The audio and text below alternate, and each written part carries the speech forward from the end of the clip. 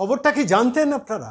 SIR যদি না হতো তাহলে বারুইপুর পশ্চিমের যিনি বিধায়ক বিভাস সর্দার, সেই বিভাস সর্দারের স্ত্রী নমিতা সর্দার, তিনি বারুইপুর পশ্চিমেরও ভোটার হয়ে আছেন, আবার কুলতলিতেও ভোটার হয়ে আছেন। পুরসভাতেও ভোট দেন, বিধানসভাতেও ভোট দেন। খবরটা কি জানতেন? এসআইআর যদি না হতো আমরা কেউ জানতে পারতাম?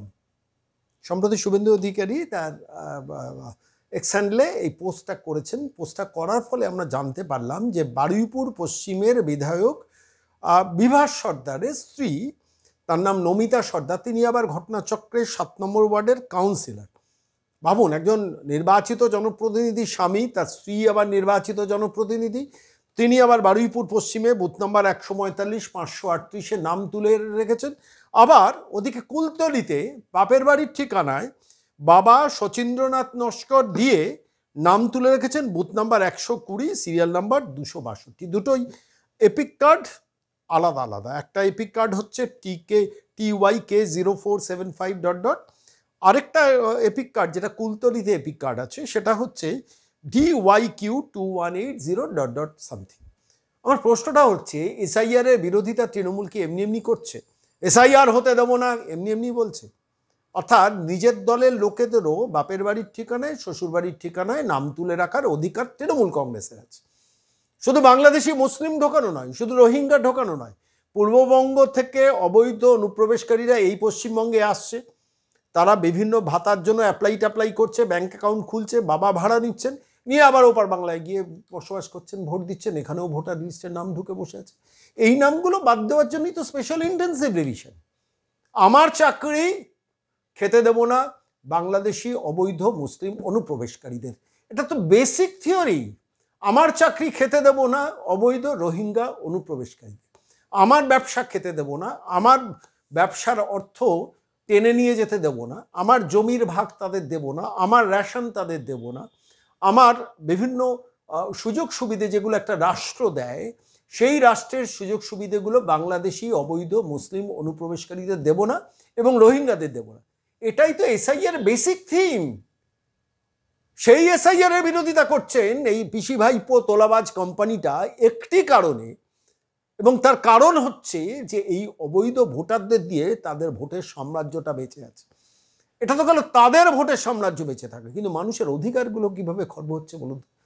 কত অনুপ্রবেশকারী চাকরিতে বসে আছেন আমরা কেউ জানি না, কত অনুপ্রবেশকারী টেন্ডার দিয়ে এখানে ব্যবসা করে বাংলাদেশে চলে যাচ্ছেন আমরা কেউ জানি না।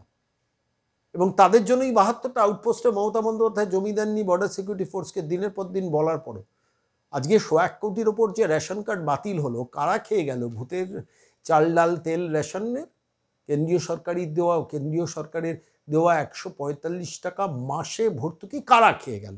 কারণ প্রশ্ন করলেই আপনি দেশদ্রোহী, অথচ প্রশ্নটা তো করা দরকার। আমি এই বিভাস সর্দারের ঘটনাটা বললাম যে তিনি তো একজন ইনফ্লুয়েন্সিয়াল লোক, তিনি তো একজন নির্বাচিত সাংসদ, ভাইপোর জেলা দক্ষিণ 24 পরগনা, 7 লাখ ভোটে যেটা সাংসদের জেলা দক্ষিণ 24 পরগনা, সেইখানকার বারুইপুর, যেখানকার বারুইপুরে পুলিশ আবার অতি সক্রিয়, কথায় কথায় কেস দেন, সেই বারুইপুরের বিধায়ক, পশ্চিমের বিধায়ক বিভাস সরকার, তাঁকে যখন সাংবাদিকরা প্রশ্ন করেছেন, বলেছেন যে আপনার স্ত্রীর নাম তো বারুইপুর পশ্চিমেও আছে, আপনার স্ত্রীর নাম তো কুলতলিতেও আছে, এটা কিরম কথা? তখন বলেছেন ওটা তো বিয়ের আগের নাম, অর্থাৎ বিয়ের আগে আমার নামটা রেখে দেবো সেই অধিকার তৃণমূলীদের আছে। ভাবুন, বিয়ের পরে নাম যেখানে বিয়ে হয়ে যাব সেখানে থাকবে, আবার বিয়ের আগে নাম রাখার অধিকার থাকে যদি তিনি বিধায়কের স্ত্রী হন কিংবা যদি তিনি বিধায়কের পরিবারের লোক হন।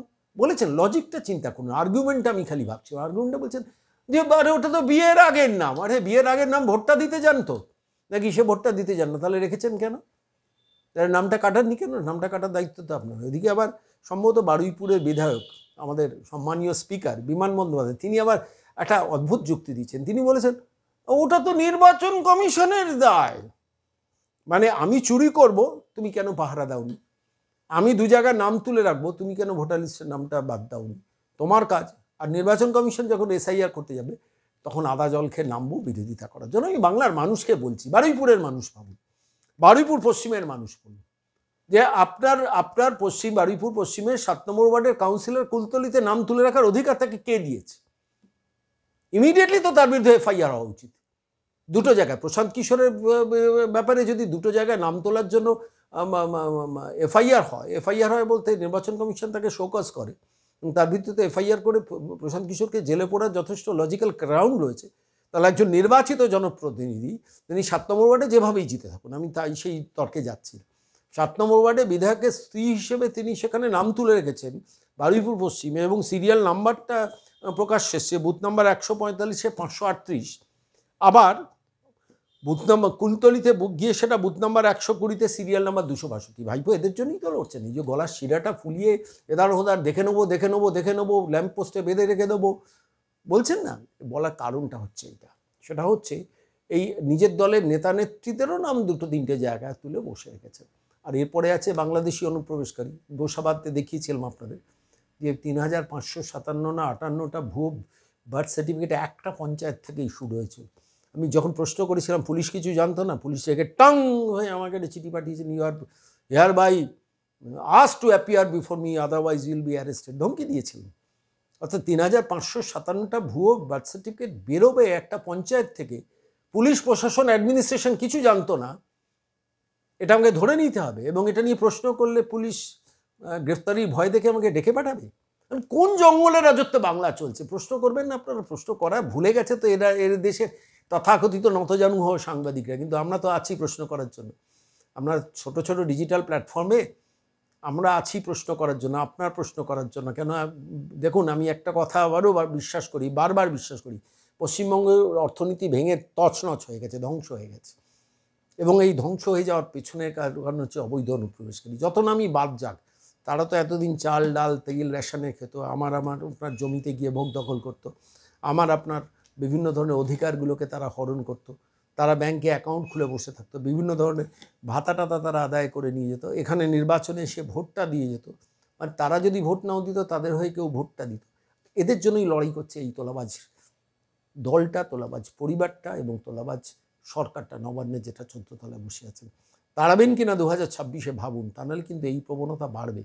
একটা বিভাস সর্দার তো প্রকাশ্যে এনেছেন শুভেন্দু অধিকারী একদম বুথ নাম্বার 145-এ 538, তিনি আবার বসে আছেন বুথ নাম্বার 120-তে 262, আবার সাফাই গাইছেন। ওটা তো বিয়ের আগের নাম, তো বিয়ের আগের নাম বাদলাননি কেন বিভাসবাবু? হ্যাঁ, নির্বাচিত বিধায়ক হয়েছেন, লজ্জা করলো না বলতে? হ্যাঁ, প্রতারণা করেছেন, ধরা পড়ে গেছেন, আমি সরি, যা হয়েছে, আমি এক্ষুনি নাম কাটানোর জন্য আবেদন করছি। যে কোনো সুস্থ চিন্তার মানসিকতার লোকজন হলে এই কথাটাই বলতে পারলেন না বিভাসবাবু? বলতে পারবেন কি করে? তো রেগে যাবেন, ভাইপো রেগে যাবেন, পিসি রেগে যাবেন, কারণ কে বলেছিল তোমাকে বলতে? হ্যাঁ, ফলত আলটিমেটলি ভুগবেন বাংলার মানুষ। আমি বলছি এখনও সময় আছে, সময় থাকতে 2024-এ এই মহিলা এবং এই ভাইপো, এই তোলাবাজ গোষ্ঠী এবং এই ডুপ্লিকেট নাম রাখা গোষ্ঠী, বাংলাদেশি অনুপ্রবেশকারী মুসলিমদের তোল্লাই দেওয়া গোষ্ঠী এবং রোহিঙ্গাদের তোল্লাই দেওয়া গোষ্ঠীকে তাড়ান বাংলার মসনদ থেকে, তা নাহলে কিন্তু আগামী দিনে আরও সর্বনাশ, ভেবে দেখবেন।